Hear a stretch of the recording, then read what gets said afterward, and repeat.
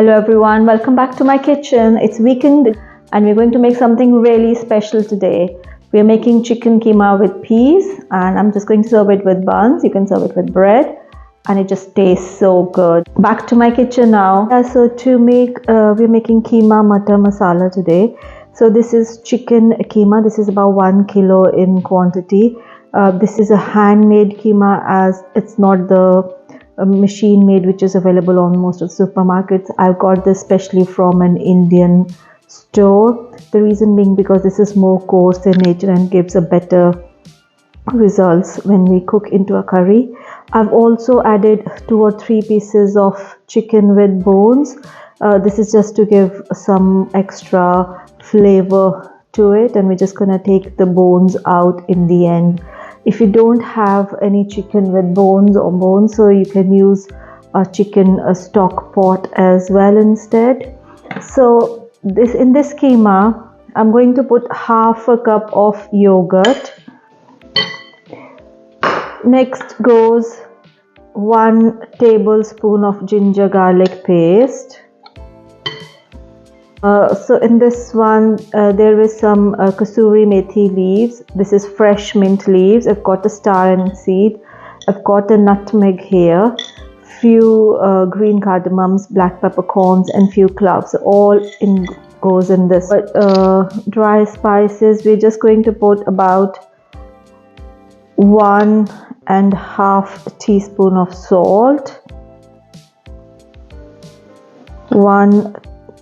1 teaspoon of the Kashmiri red chili powder, about 1 teaspoon of the coriander powder, half a teaspoon of the turmeric powder, half a teaspoon of the hot red chili powder, and half a teaspoon of the cumin powder, and similarly half a teaspoon of the garam masala. So we need to mix it nicely with the chicken, and ideally this should be kept for marination overnight. If you don't have that much of time, at least 2 to 3 hours would be the minimum for marination. So we need to make sure that it mixes nicely. If you can't mix it with the spoon, it's sometimes good to just use your hands so that it just mixes nicely.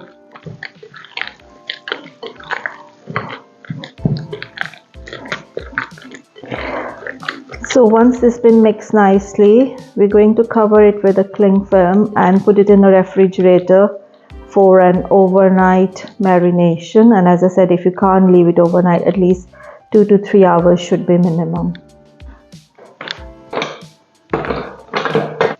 Okay, so we've just taken a pressure cooker to cook this mince. So I'm going to transfer all of my minced chicken into this pressure cooker, and this was marinated last night. And next goes about 1 tablespoon of oil. I'm going to add asafoetida powder. So we're going to close the lid.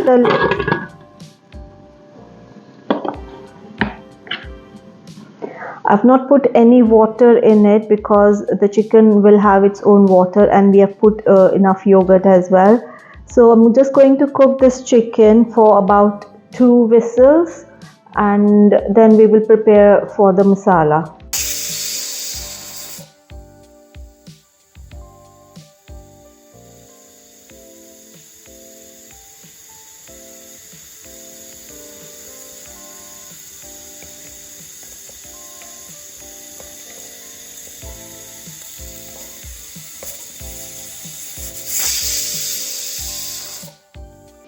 So we have taken a wide mouth pan now. I'm going to put oil in it. It's about 2 tablespoons of oil.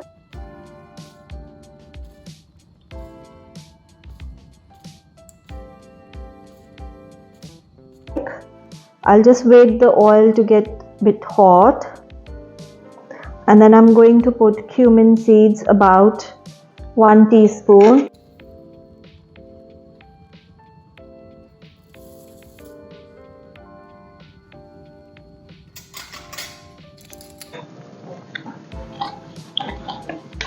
I will just wait for them to crackle. 3 small onions, so finely chopped.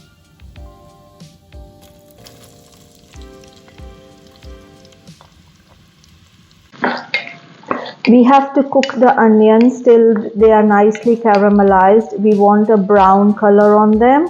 So we'll have to cook them for a few minutes till they are nicely brown and caramelized, because that's going to give us a nice color to our gravy.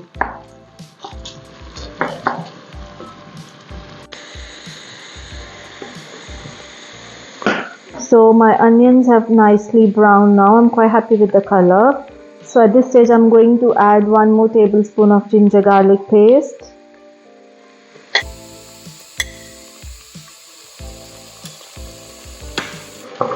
Cook it nicely till the raw smell is gone from the ginger garlic paste.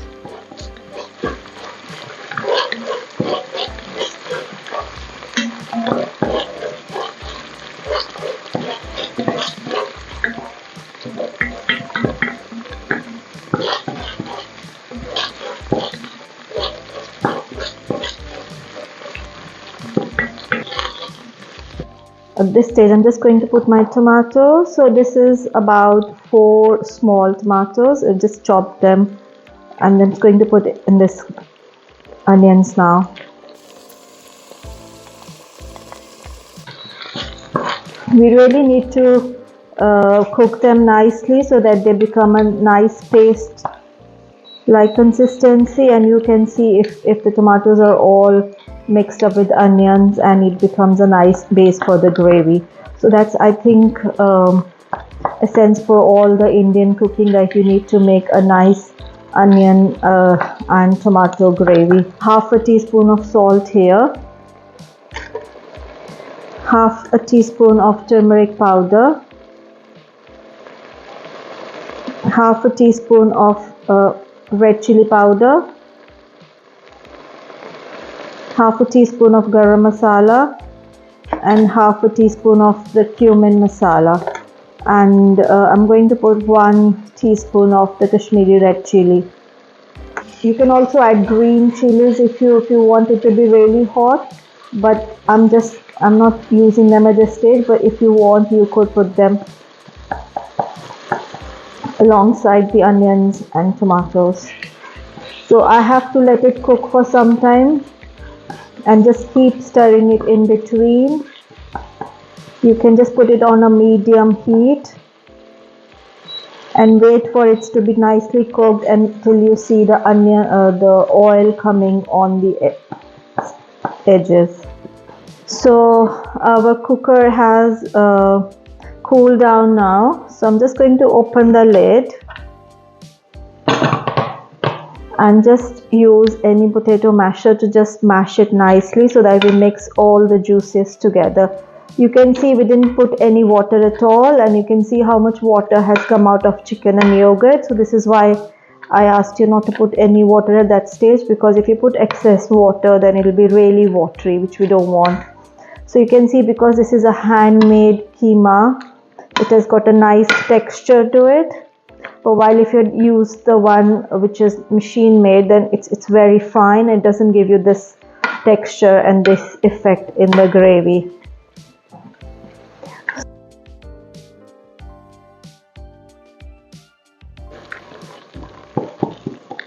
Okay, so yeah, it's been cooking for about 5-6 minutes. You can taste like consistency, and you can see the oil just coming out of the edges.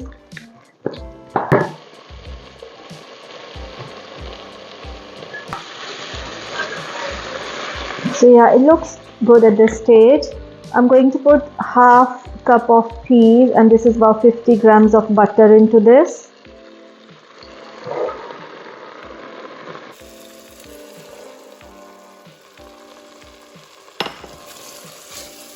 I'll give it 2 minutes to cook. These are the fresh peas. I mean, you can use frozen peas as well, but these are the fresh peas which I'm using here. I'm also going to put half a tablespoon of Kitchen King masala. This is just to give a nice color and taste to the gravy. This is entirely optional. You can omit it if you don't want it. So my peas have been cooking for about 2 minutes now. So I'm just going to transfer my chicken contents from the cooker into this large pan now.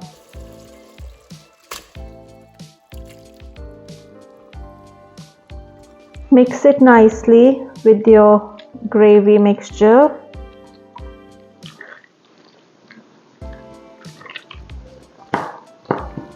I've not taken my bones yet. I thought I will just let them cook with the gravy and we'll just take them out at the last minute before serving it.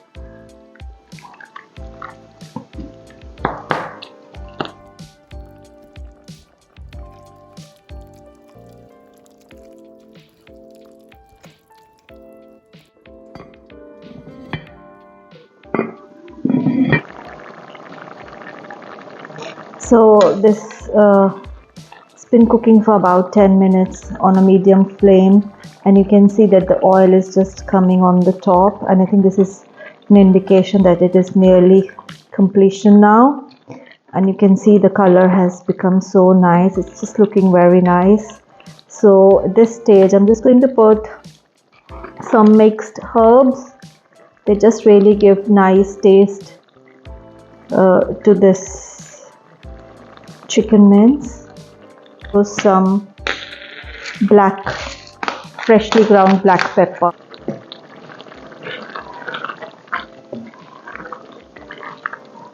You can see that the bones are really visible. It will be really easy to take them out at this stage. You need to just carefully take them out. It's really nice. So I think I'm just going to leave it covered for some time, and then it'll be ready for serving. So I will also put some shorts on YouTube for the serving suggestions. Please do visit my YouTube channel page and look for all the serving suggestions for all the dishes which I cook.